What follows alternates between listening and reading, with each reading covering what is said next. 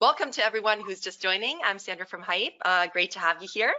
And we're going to get started right away, actually. So this is welcome to this webinar. This is the second session of the Women in Innovation webinar series. Today, I am joined here at Natalie, of course, also by three amazing panelists who are going to introduce themselves. So my name is Sandra. I work for a company called Hype Innovation. We do software and services for innovation management. So we have a whole ecosystem that we offer in case you're interested in checking that out. I just want to walk you through some of the logistics that are relevant for you today. So on your right-hand side, you will see that there is a question panel that you can use. So feel free to ask questions there at any point in time. The session will actually be structured in two different parts. In the first part, we're going to ask each of the individual panelists a question, and then we'll make some room for your questions. And then for the second part of the session, that will work exactly the same way. So I will then be reading some of the questions that we're getting. Last time we got a lot of different questions, and I wasn't able to answer all of them or to even read them out. Maybe this is going to be also the case today. Like I said, you will receive some answers as a follow-up. So at this point, welcome again, and over to you, Natalie. Thank you, Sandra. And welcome to everyone, wherever you are in the world, to the second of our three-part webinar series, Women in Innovation. This is a joint initiative between Women Who Lead, which is a coaching and leadership development program that I co-founded several years ago, and Hype Innovation. And I'm Natalie Turner. I'm the author of the book, Yes, You Can Innovate, and I'm the inventor of the 6 Eyes of Innovation, which is a people and purpose-centered methodology that combines both design thinking and organizational development with a unique assessment tool that measures individual and team strengths. So along with Sandra, I'm going to be your host and your moderator for this evening. And welcome back everybody else who was here, last week again. It's great to have you here.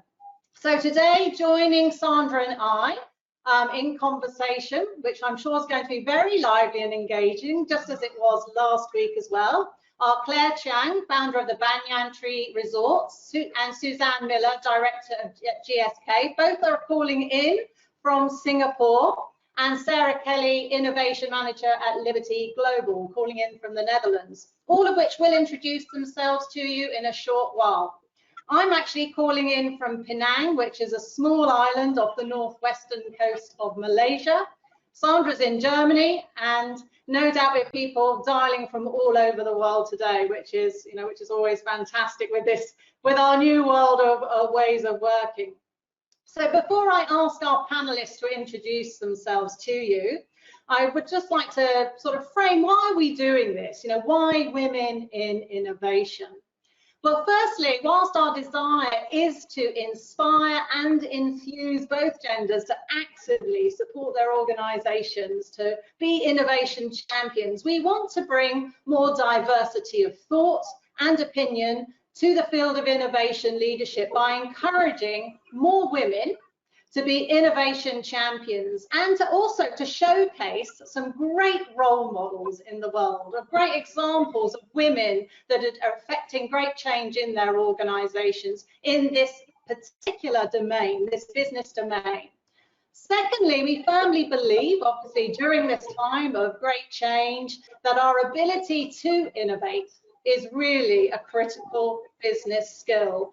It's a survival skill, and actually now more than ever, we need women's voices and female leadership to help guide the way.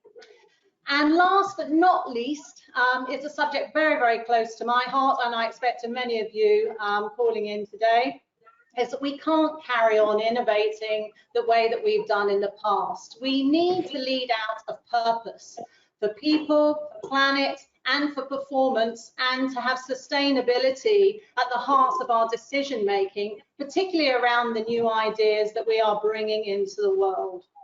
So today we're going to be exploring aspects around culture, corporate culture, innovation culture, national culture, how that affects how we innovate, and also leadership and the unique flavour really that our different panellists bring in terms of their leadership style, how they approach innovation, and into their work in terms of how they lead others. So on that note now, I'm going to open up to our panel, our wonderful guests today, and ask them to introduce themselves to you before we kick off into some 3 very juicy subject areas. So Claire, I'd like you to begin, and if you could just tell us a little bit about yourself as it relates to your career in supporting, driving, leading innovation, and what are you most passionate about right now in your work? What's very top of mind for you? Thank you. Hello, everybody. My life in the last 7 decades is about change. Reinventing myself all the time, from being a woman, a mother of 3, a grandmother of 3, a businesswoman, and a community activist. I looked at wildlife and I also look at education for the poor. I find myself pivoting from being an academic to becoming a corporate, from understanding classroom theories to now having to understand cross-culture dynamics in the hospitality industry I'm in. And my job got me to contact with many different people and different cultures. And I'm exposed to all the possibilities of being and becoming, which is exciting. And I wish I could infuse this continual innovative mindset to the talent around me, to let them accept life as it comes, and to then know there is always a way out when we think out of the box. And during these very challenging times in COVID, I must say we have been struggling. But, as a leader, you need to think, maybe I should change the way I think. Maybe I should do new things. Maybe I should find new ideas. This continued asking new questions, it's very helpful in telling myself I'm not alone. Everybody's in the same situation. We need to change our internal operating system. Maybe I need to learn, relearn, unlearn, rewind old stories, change the way I ask questions and do things. In short, to innovate. That's, I think, what women is good at, because we have been jugglers. And in this one unit of time, we are multitasking, we are asking questions, taking care of children, pick up the phone, making notes. We are good at diversity. And therefore, it enables us to process information, intuition, gather data to create very innovative ideas. I really feel like an octopus right now. Octopus is my favorite species, with 8 tentacles reaching out to the nooks and crooks, reaching for my feet and security. But it is sensorial throughout the body, and we are enabling, and I'm able to discover my new mental horizon, even if I cannot find my new pastures. I think the mind is the most innovative entity beyond digital technology. Thank you, Claire. Great. And Suzanne, can you tell us a little bit about yourself as it relates to your career in corporate innovation, and what's sort of keeping you awake or buzzing in your mind, or what are you passionate about right now? Well, I'm also an octopus, so maybe I can start right there. I'm currently Director of Communications and Government Affairs at GSK, a very large organisation. And I'm excited to be here today to talk about these 2 topics of innovation and culture. But before I tell you a bit about myself, I thought it would be useful for me to tell you how I'm sitting here today. So in 2018, I sat at a conference on innovation in Singapore, up the back with my arms crossed, looking at the fully male panel, saying, where are the women? Where are the women on that panel? So I actually was brave enough to go up to the conference organisers afterwards, and I said, where are the women on your panel? And they said, well, look, we try to get the women up here, but it's really tough. We're trying to get that balance. So next year they came to me and they said, would you like to be here? And I had no choice but to lean in. And so now when I get asked to do these opportunities, every time I take the opportunity to lean in. So to everybody listening in today, you've all got a story. So I hope that you will be up here next year. So a little bit about my background. So I'm very passionate about healthcare and innovation in healthcare. I've spent my career in this area, and you can say that innovation is in my blood. So I have spent life as an academic scientist. That's where I started, and then I moved into more commercial roles. I've worked in healthcare in Europe and in Asia, and I did some not-for-profit work in Africa. So I've had a fascinating journey looking at science and innovation and business and all the challenges that brings across different healthcare settings. So what am I passionate about? Natalie asked. I'm fascinated by watching governments that are struggling to keep up with their aging populations. How they have to keep innovating. They have to keep innovating because costs keep going up. And everybody that works in healthcare has a role to play in innovating in that space. I'm the co-lead of the Women's Leadership Initiative at GSK. A very big movement that we have that is fostering the development of women inside our organisation, and I'm really proud of what we're achieving, and I'm passionate about helping people reach their potential. So that's it from me. Excellent, thank you, Suzanne. And Sarah, tell us a little bit about yourself. Well, who wants to follow those two ladies? That's like the worst Certainly position no to be in. wallflowers here, yeah. Exactly. No, it was lovely. I'm very, very honored to be even invited to speak today. So thank you very much for that opportunity. My name is Sarah Kelly, and I am a Senior Innovation Manager at Liberty Global. You'll hear from my accent that I'm American, but I've spent the last 16 years actually in Amsterdam. So I feel a little bit more Dutch than I do attached to my American roots right now. Liberty Global, if you don't know what they do, we are an international cable and internet provider. So at our biggest, we reach 31 countries and 44,000 employees. Right now, we're actually at our smallest. So I've got 23,000 employees in 7 countries. So I've worked in a very international environment. And my team, my huge team of 3, we try to accomplish a lot in the corporate setting. So we do things like idea collection for business challenges. We teach innovation through things like lean startup and design thinking. So anything that is attached to one of those innovation buzzwords, we try to be involved in. Alongside that, I also run my own business called Sarah Says, because I'm either teaching you how to speak or speaking in public. So I do speech coaching, speech writing, public speaking. I speak a lot about innovation. I teach interpersonal communication skills using improvisation techniques. And I advise companies on their innovation efforts, and I teach people how to pitch their ideas. So I work with a lot of startups and scale-ups in pitching their ideas in front of investors. So that's really exciting. What I am most passionate about is actually people.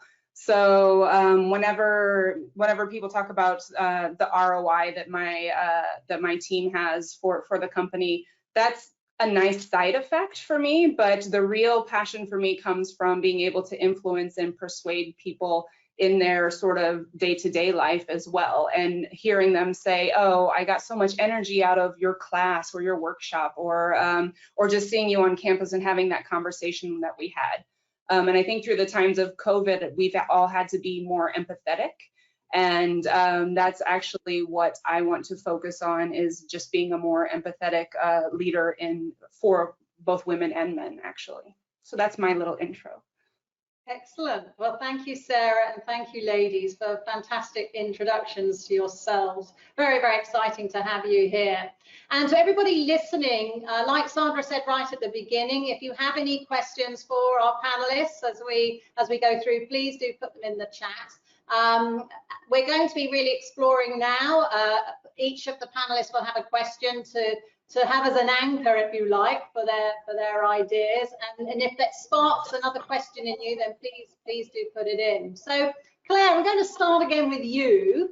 In thinking about innovation, and particularly innovation culture, what degree do you think that innovation leads or supports your business strategy? particularly right now in the whole field of hospitality, tourism, and everything that is happening in that world, given our current situation. And what does it mean? What does it mean to be innovative in that context? Well, let me first share the normal time, non-COVID times. Braintree, we operate across numerous geographies and cultures. Our diversity is such that we have 16 nationalities in our workforce. We operate in 27 different communities and countries, and we need to be continually be innovative by aggregating all the experiences from the ground. So we sustain the corporate core culture while respecting the unique local elements. So it is continually having to learn, unlearn, relearn. We have to be sensitive to the local influences in all the cross-cultural nuances. We need to develop new leadership style, understand followership motivation, performance standards, and how to get to the local consumers. All this we really have to learn, how to design go-to-market strategies, how to connect with the local partners. We have failed at many levels and in many ways, but each time it helps you to move on to the next step. So in a way, I think innovation for us is always looking at the next best practice or the next best model and the next best measure at all levels. Because in business, it's no longer you're able to stay still. It's trying, a lot of struggling, but there is also a lot of excitement. I do not see it as disruption. I now see it as possibilities that I can explore. And it requires an open-mindedness. It requires intense dialogues and conversations, lots of imagination and diversity, and maybe a continual experimentation with programs. We tried it and we try again. And of course, as a founder and as an employer, I hope all this innovative spirit will be nourished by evidence-based outcome, because you don't want to just try and have no outcome, right? And it's a draining on resources. But of course, if it comes to choice, I will put a priority, imagination, and creativity. In Braintree, our core value is on ideals, I-D-E-A-L-S. Each letter stands for a core value. And the first I is innovation, followed by diversity, empowerment, accountability, lifelong learning, and synergy. So innovation is on the top. This discovery, what market wants and needs, how to innovate new products and services all the time with changing demographics through the value of information. And some people call that process informationalization. And that will be helped actually by technology. So I could instantly be connected while sitting in this office with Mexico, Peru, Marrakesh, Tokyo, Beijing, Bintan. This is where we have all our operations. You can never achieve this in any physical sessions, but we did it. So one of the most innovative things that we have done during this COVID period, and this is through the help of Hype, is to have designed a exchange platform where we can actually innovate a cloud-based platform to gather information and ideas from the ground. We have collected in 2 months, 130 over ideas, and adopted a few for the whole group and shared it across. I could never achieve it in pre-COVID days. This is what I meant. It is a lost and found year. And this is wonderful. Thank you. Thank you, Claire. There's so many jewels just in there alone with regards to mindset, attitude, looking out, constant responsiveness to what's changing around us, and the way actually that even with COVID, new opportunities that are rising, and having just been up to your latest property up the road here in Penang, it's quite amazing to see that. So if you haven't To the people listening in, if you haven't been to a Banyan Tree resort, please do try. They are the most stunning in the world. Absolutely fantastic. So thank you, Claire. Thanks for sharing that. Thank you. So Sarah, let's ask you a question about culture as well. What does it mean to you in your corporate setting to have a culture of innovation, and to what degree does national culture, again, you're a big organization, influence the way that you manage innovation around the world? Yeah, so as Claire was saying about having 16 different nationalities, just in our campus at Liberty Global in Amsterdam, so just in our corporate office, we have over 51 different nationalities there represented. So with such a diverse culture, you really have to reach out in a plethora of ways in order to engage with all of them. So we can't just be sort of a one-trick pony. This is what we're doing. This is what we're doing. We have to really give them different opportunities to participate.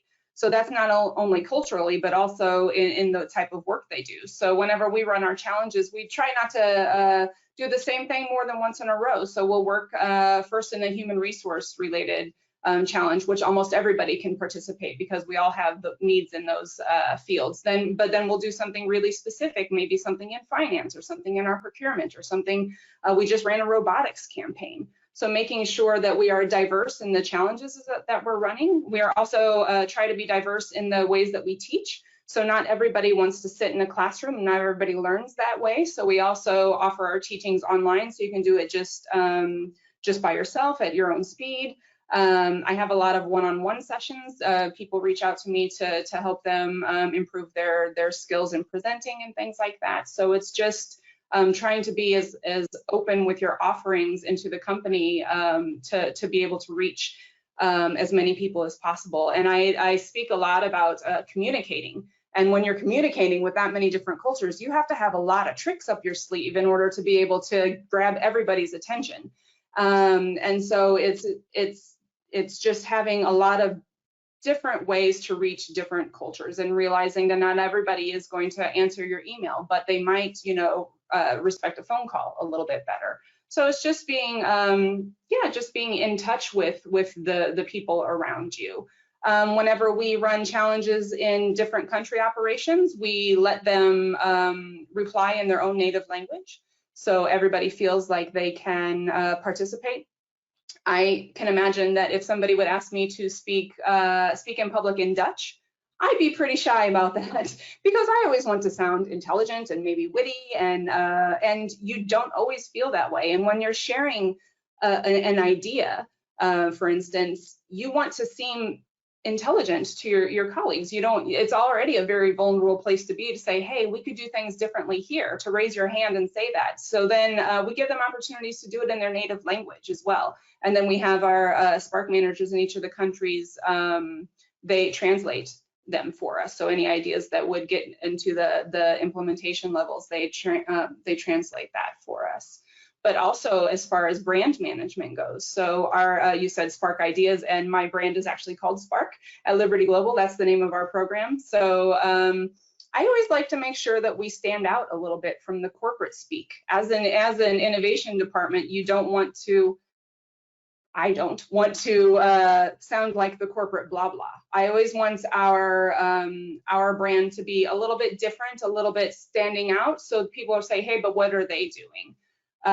So although we are very aligned with the brand and aligned with the company strategy and things like that, we do speak in our own special language. We write our own communications and things like that.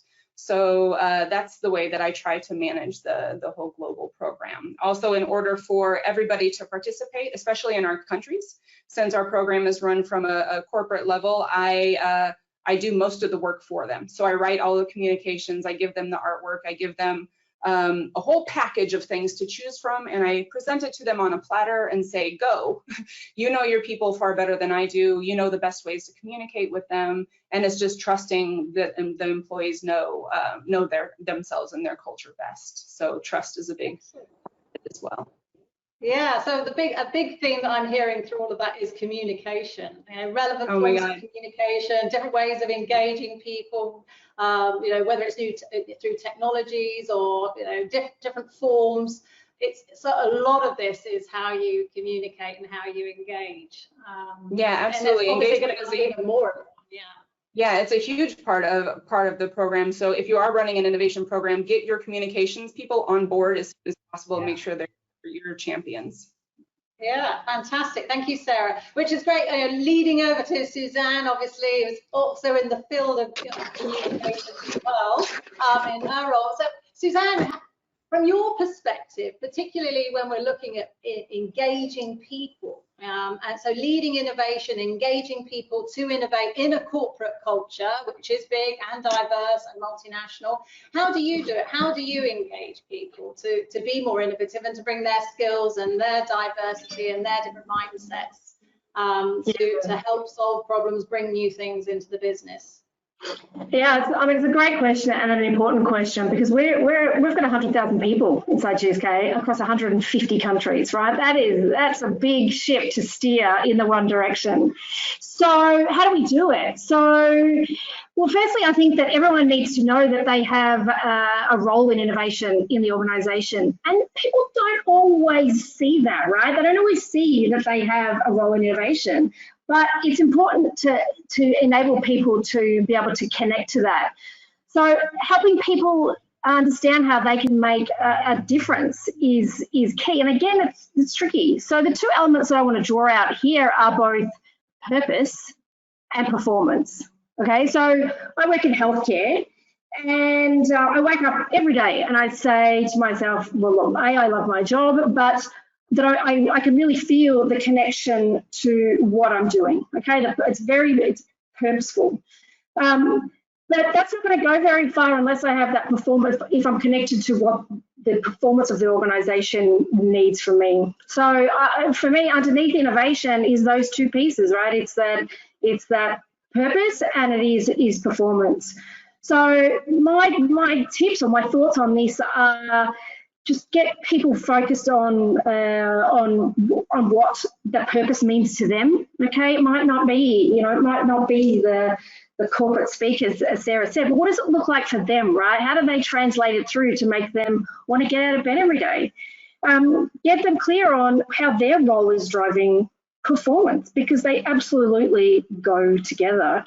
And then having people see the unique contributions that they make to a team is critical. So we did some work with Natalie and her 6 Eyes of Innovation model, and I think this was really useful, because if you asked a group of people within an organisation, they'd probably say, I work in finance, I don't do the innovating. Okay.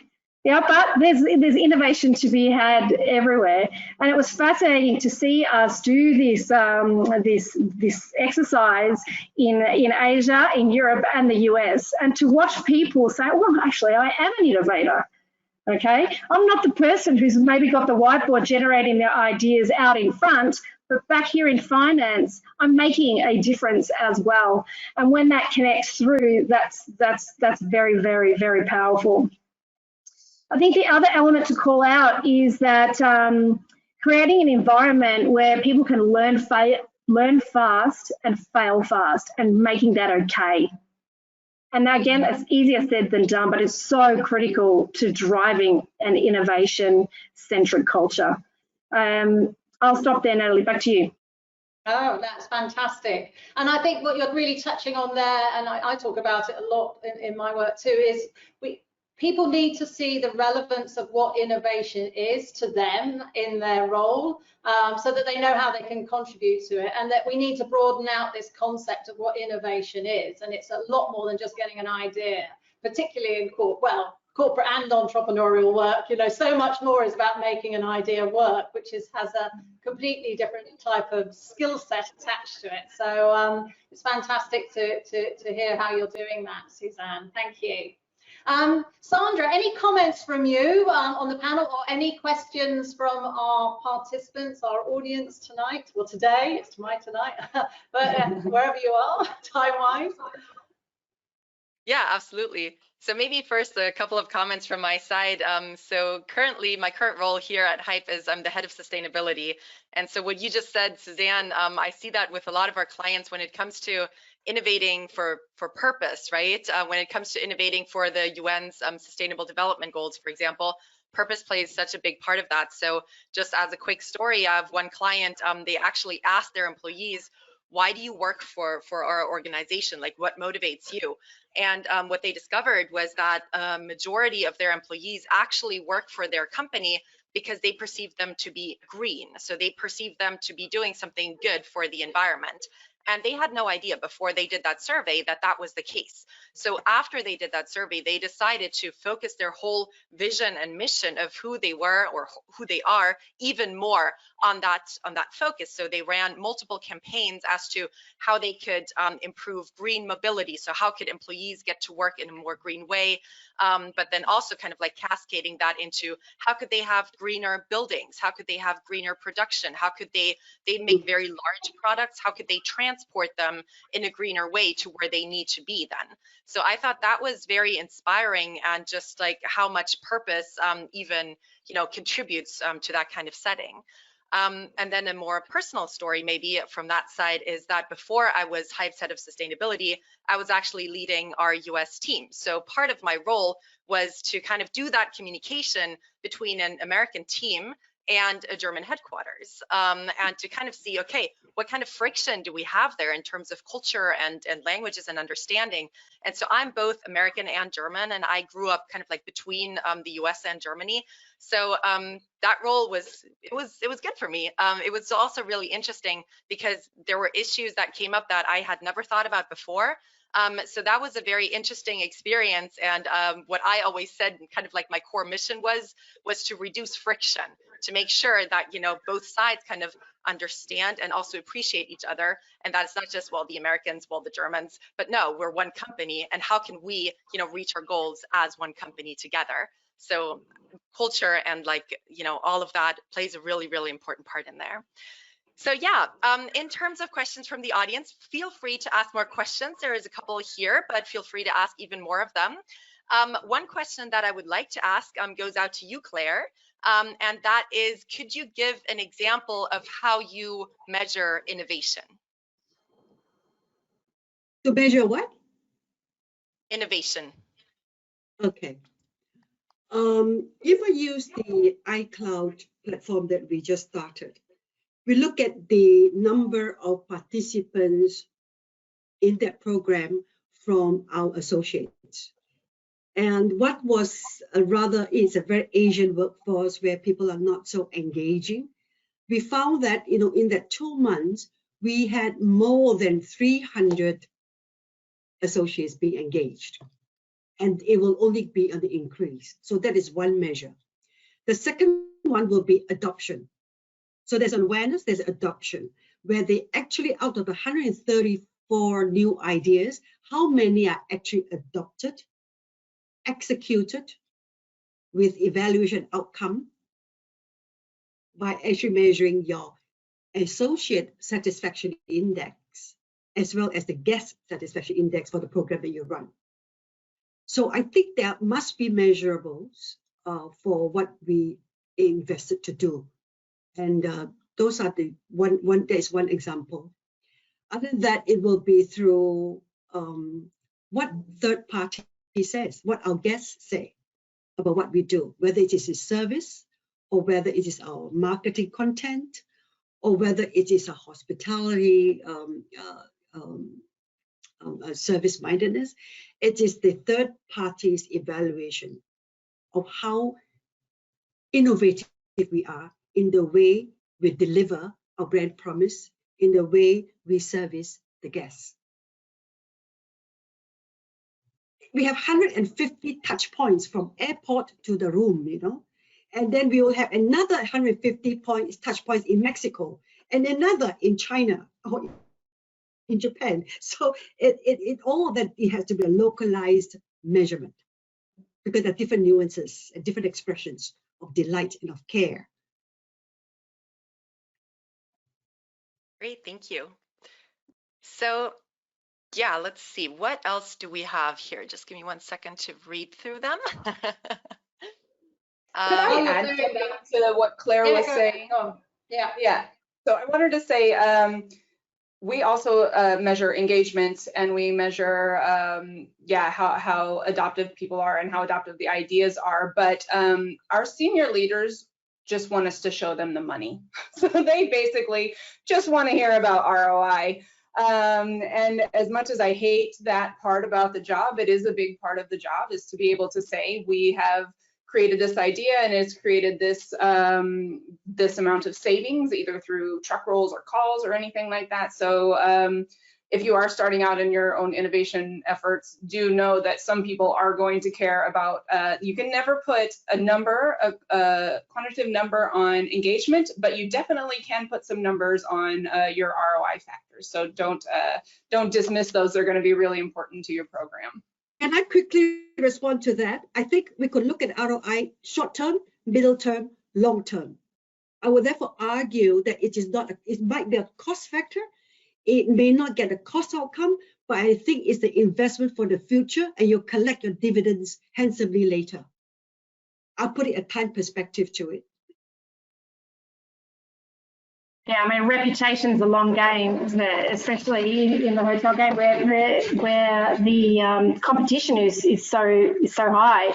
But we also measure engagement. So we have big surveys that we do across 100,000 people. Okay, we ask people across a number of key questions every year how everyone's feeling, and we really listen to those answers. And also externally, like what does our brand look like externally? So again, back to my earlier point, you need to have the purpose, but you need to have some way of measuring your performance, right? Whatever that looks like in your business, they've got to come together for innovation to succeed.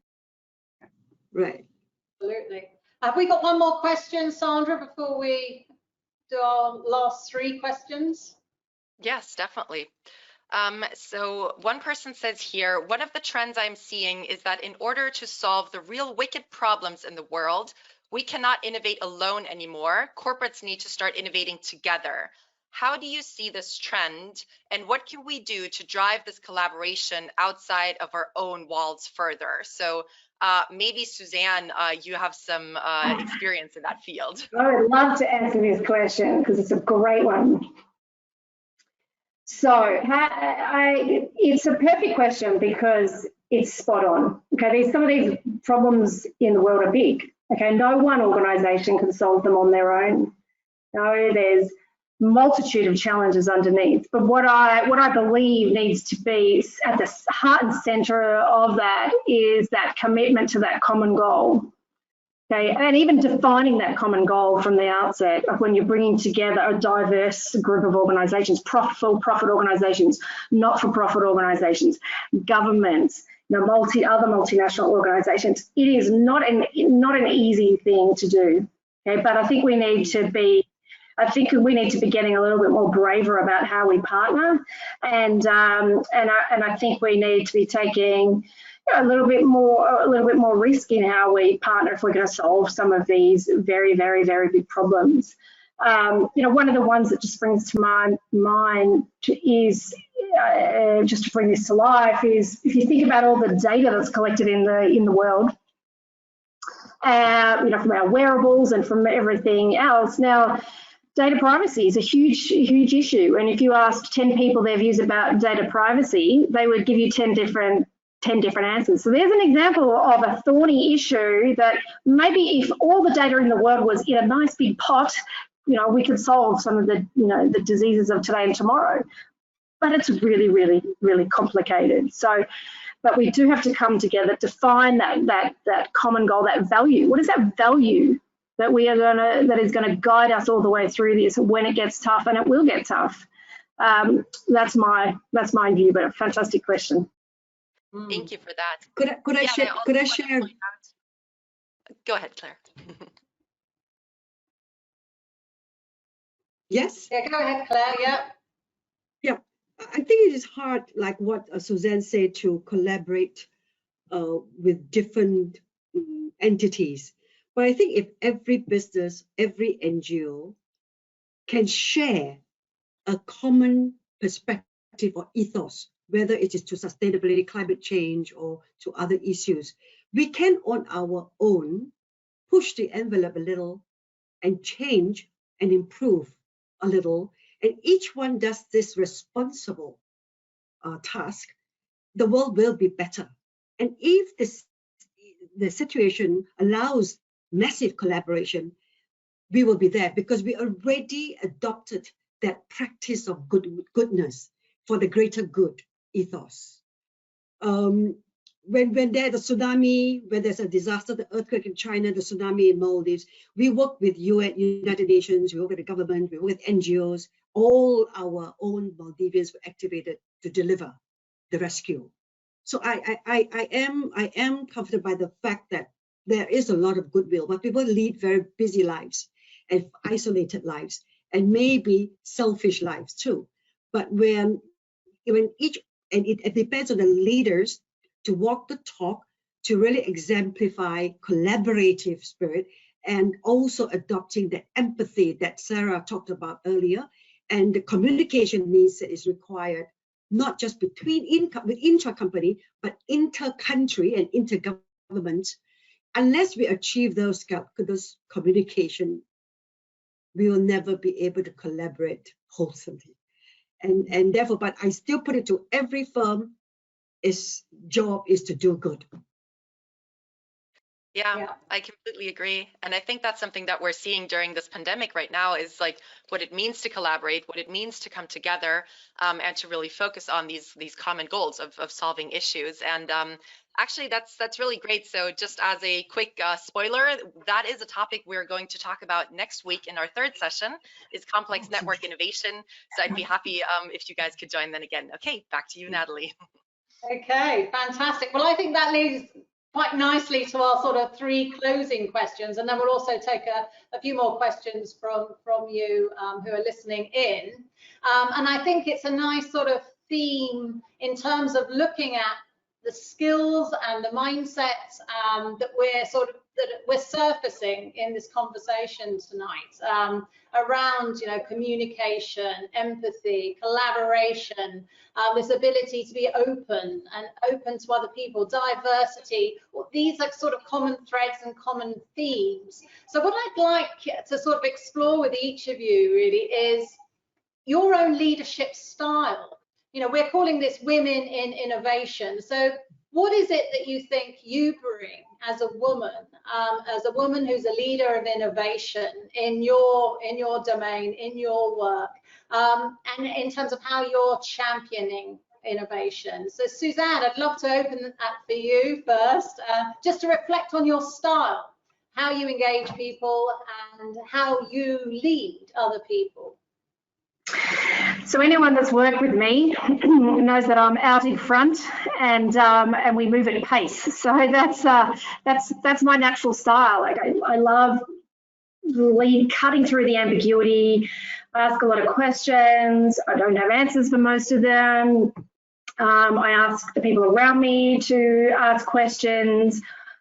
I try to create a safe space for the people that I work with. Like let's test and let's try a few things. That's probably that's probably how I describe myself. Now there's good and bad with that style of leadership. So that's and over the years, I think I'm spending more time looking at my innovation style and trying to understand what works with that, because there is a lot of strength and power in that. And then there's also, with every bit of good, there's the not so good. So I also asked myself, right, well, where are those times that you could not be leading from the front? Where can you take more of a back seat and see what comes from the rest of the group? So that's a pretty honest assessment of my leadership style.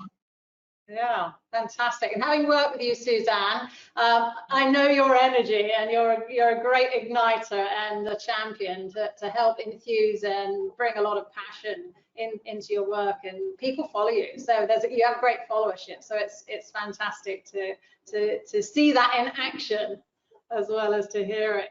Sarah, so how about yourself? How about your innovation style? How do you describe yourself, the way you lead other people? And do you think that there are particular traits or qualities that women in particular can bring to innovation in their organizations? Wow, that's a big question. I guess my own style, what I really love about my job is that I get to be my authentic self every single day at work. So the same energy that I bring at home or in my friend groups or anywhere else, I also bring that to work. And I think one of the biggest compliments that I get from people is you have such an energy about you that people just want to spend time with you. So if you're going to do this workshop, we want to be there just to see what it is you're going to have to say. And apparently, Suzanne, that just comes with an innovation sort of role, is that you have a certain energy about you, but it's because I absolutely 100% believe in what I'm doing and what I'm sort of selling into the business. So when I run an innovation challenge asking for ideas, it's because I believe that I work with really intelligent people who do have the ability to change the way that we work and the way that we do business on every level and in every department. I've never, maybe I'm lucky, I've never worked with somebody who was just there to collect a paycheck. Everybody is there because they're very driven and passionate about what it is, even if their little niche product, if they're doing that with passion. And so I really believe that tapping into their collective intelligence is, I really believe in that. So that makes my job easier to do. Anytime I'm able to teach somebody through design thinking, we have a program called Matchbox. And every time I do a session, I've had people come to me and say, yeah, I don't really belong because these guys have, you know, MBAs and they have this, and I'm just an IT girl. And I said, just come to my course. And then after, to be able to see her sort of shine, and she ended up pitching her idea and getting it selected for implementation in the business. And to see somebody who didn't think they had that skill set and to teach them, yeah, actually you do. That's sort of the type, that's what I kind of live for. As far as what skills women need, I think we need a whole diverse set. So as long as you're being authentic to who you are, that's what we need. We need just pure authenticity and to also build women up as well. So I love to shine the spotlight on my my employees, whether it's because they're doing something great with my program or they've done something else. So recognition is huge, and I just did a huge recognition event that you guys can also see because we did it online and we have a video. But making sure that I'm shining light on the people who are actually doing really good, because that doesn't happen very often. You would think that that would be something, oh yeah, we should totally have a recognition program. My program is the only one who is publicly recognizing people. And I think that's important. I talked about empathy already, so that's a huge skill that we all need to have. I do a lot more listening than I actually do speaking. So really listening to what it is my colleagues need from me and from us. I listen in a lot of town hall meetings, and just you can read between the lines is where the challenges are going to be from the business, and then I go in and say, well, how can I help you with that? But most of all, I have a really fantastic either group or circle or tribe or whatever you call it of women around me that I can count on whenever I need maybe a little push in the right direction or maybe some advisors, but it's really people who feel like I do and want to build up other women. So I think we all need that strong circle of people to depend on, and that is something I have a WhatsApp group full of women that I trust, and sometimes we're complaining about being a mother and having to juggle work and everything, but other times we're really thinking of what strategy we can use to make our businesses better. So having that sort of inner circle as well. Great, thank you. Thanks, Sarah. And the authenticity came through very strong in your response there, and also your passion. I mean, lovely to say that every day you get up and you feel pretty excited about your work. I mean, if we could all feel like that, then, you know, we know that engagement in work is pretty low for a lot of people. So I do hope that everybody listening in tonight is feeling a little bit more enthusiastic about themselves as well in terms of their work. So, so thank you for that. And Claire, how about yourself? Particularly if you're reflecting back, or, you know, in terms of if you were giving advice to yourself if you were, starting again, or for a younger woman who wants to come into the field of innovation, maybe they've never even thought about it in terms of it being a career path, whether it's got innovation in its title or just being a champion of doing new things and bringing new things to life. What would you say? What advice would you give? Whoa, that's a lot of decades to look back to reflect on. Well, I will first of all complete my Masters of Philosophy.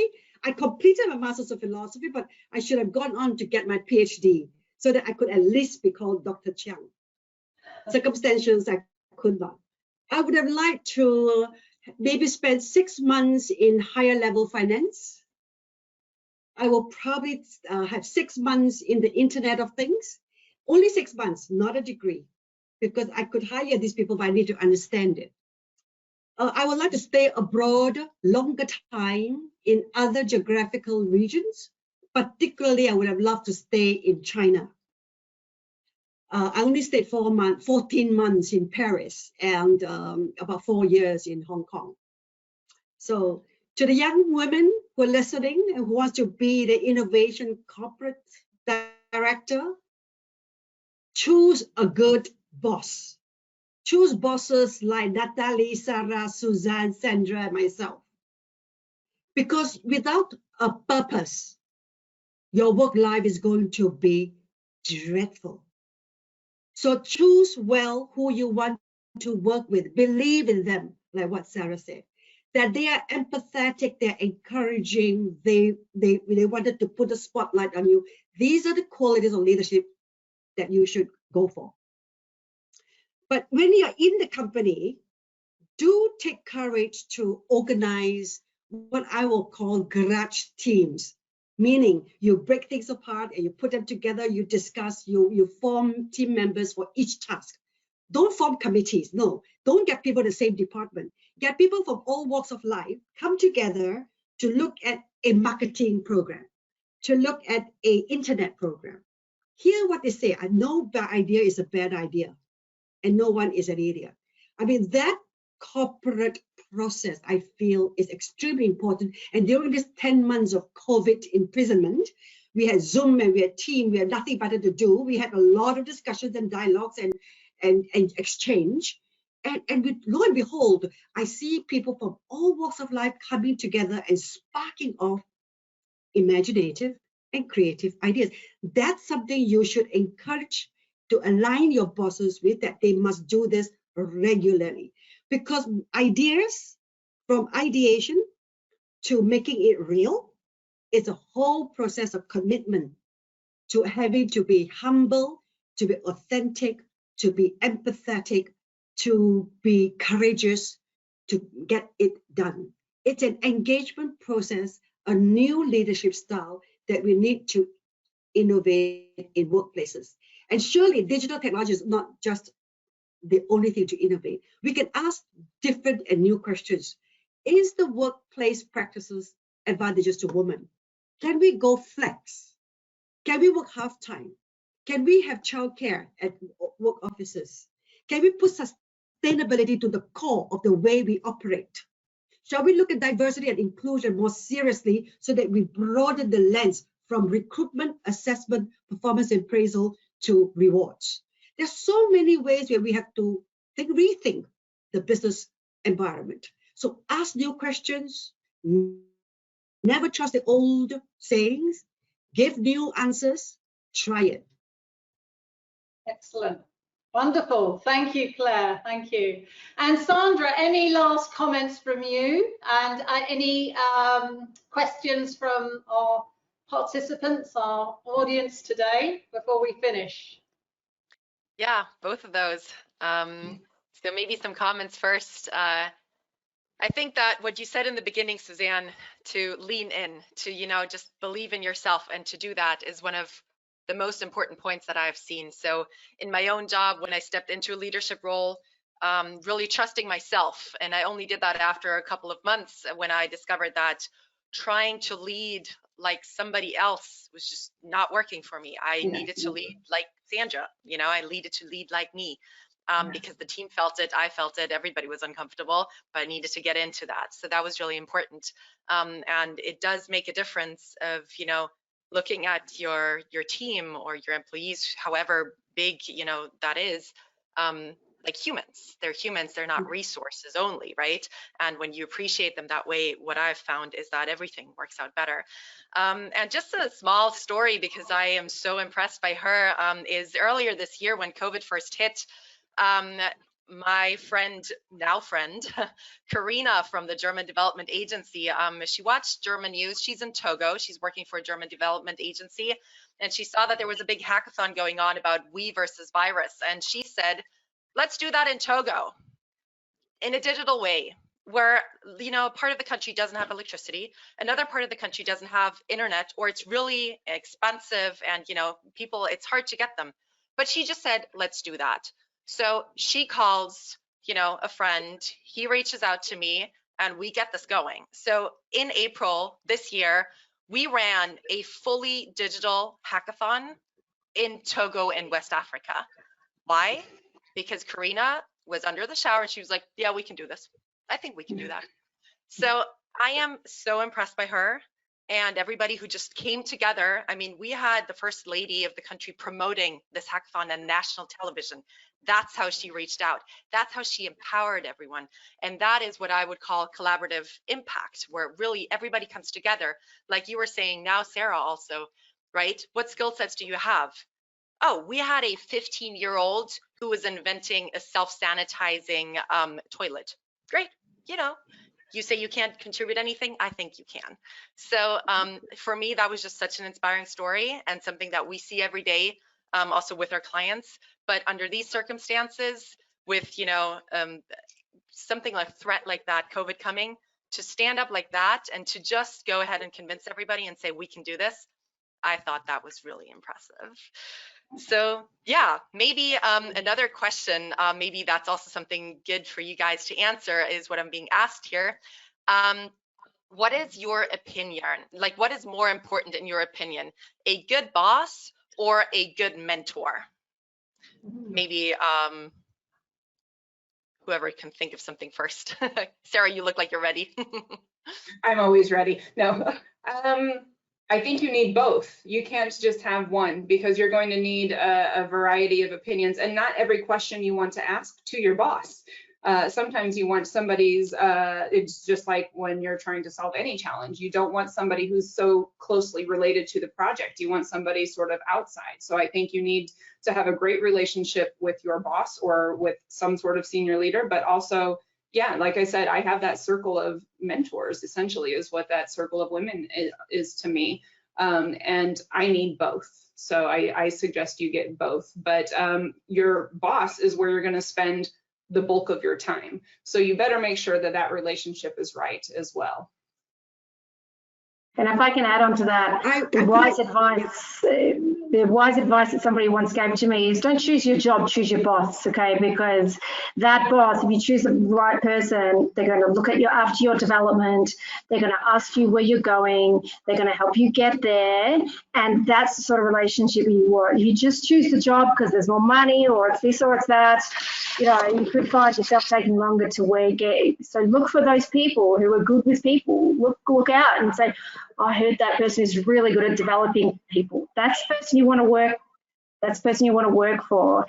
And my other tip is, be super transparent with your boss about where you're going. This is where I'm heading and this is what I want to achieve. I'm passionate about innovation, or I'm passionate about sustainability. Just be super clear and then ask them how they're going to help you get there. And then say the same thing to your mentor and then compare the answers. Yeah. Excellent. Okay. I add to the mentorship. Okay, just one more minute then, Claire, because we're going to have to close soon. I feel that we need an internal mentor and an external mentor. Yeah. An internal mentor to be the inside, and then external one to bounce off ideas. And when I'm good, I'm sharpened up, my boss will notice me. Nice. Absolutely. Thank you. Thank you, ladies. Well, I am aware of the time. It's nearly 1/2 the hour. So I would just say a few words in closing, then Sandra will talk about next week and what we'll be doing next. But I would just love to thank our great panelists tonight. Thank you. What's it today? Because I must keep remembering that we're global now. Thank you, Suzanne, Sarah, and Claire, for your contributions, for your insight, your wisdom, your energy, your passion. It's fantastic to have shared this time with you. So thank you very much. And I'd also like to thank our sponsors, Keynote Women. Thank you for helping to promote this webinar. For ISPIN, the International Society for Professional Innovation Management. Thank you. Thank you, Ian, for helping to promote. And also Innovators, thank you. And thanks, Hans, for helping to promote us as well, of course, to Hype Innovation and Women Who Lead. So thank you all for being here. And I do hope that this has infused you and your work and your you know, your talents, your gifts. I would say get out in the world, be courageous, take action, align your personality to your gifts and your talents, and have impact, because that's what life's all about, and we need that right now. So over to you, Sandra, to close. Yeah, thank you also from my side. This has been a really fun session. I would like to extend the thank you also to our sponsor, the Global Innovation Institute. And for you guys out there, thank you so much for your questions and for being here. And we will follow up on the questions. So next session is next Wednesday. That is October 28th.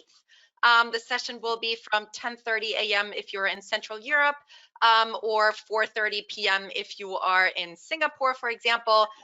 Next week, we are going to talk about complex network innovation. So how do you go beyond the boundaries of your own organization, and how do you establish innovation processes? And we will be joined by Melissa Chan from Capitaland, Pernille Dahlgaard from PSA International, and Fiona van den Brink from AkzoNobel. Thank you, guys. Thank you so much for being here, and talk to you next week.